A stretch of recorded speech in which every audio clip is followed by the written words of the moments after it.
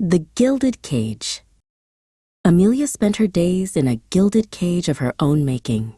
It wasn't a cage of gold and jewels, but one woven from daydreams and glossy magazines.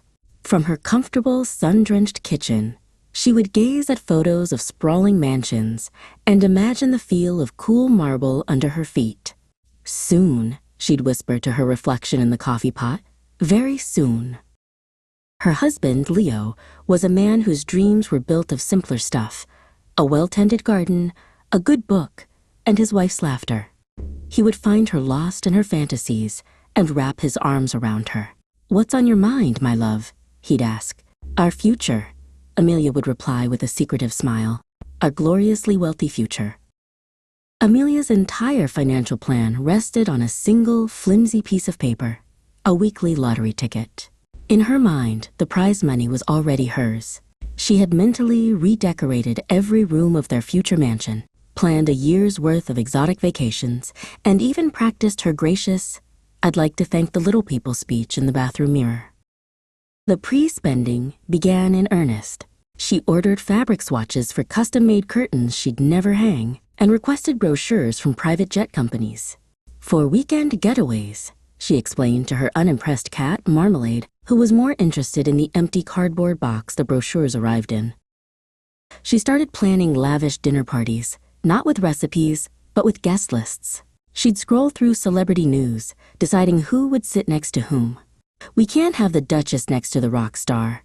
They'd have nothing to talk about," she'd mutter, ignoring the simple casserole browning in her own oven.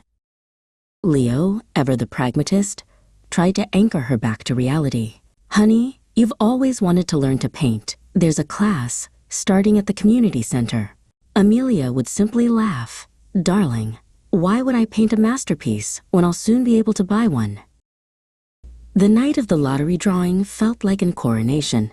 Amelia put on her favorite dress, chilled a bottle of Prosecco, and set out 2 of her best crystal glasses. She sat primly on the edge of the sofa, the ticket held tight in her hand, her future just 6 little numbers away. The numbers tumbled out, one after another. Each one was a small, sharp pinprick to her beautiful, shimmering dream. None of them matched. The silence that followed was heavier than any sound, broken only by the slow, sad fizz of the unopened bottle on the coffee table. When Leo came home, he found her sitting in the dark. He didn't say a word about the lottery. He simply sat down, took her hand in his, and said, "The painting class starts on Tuesday. I saved you a spot."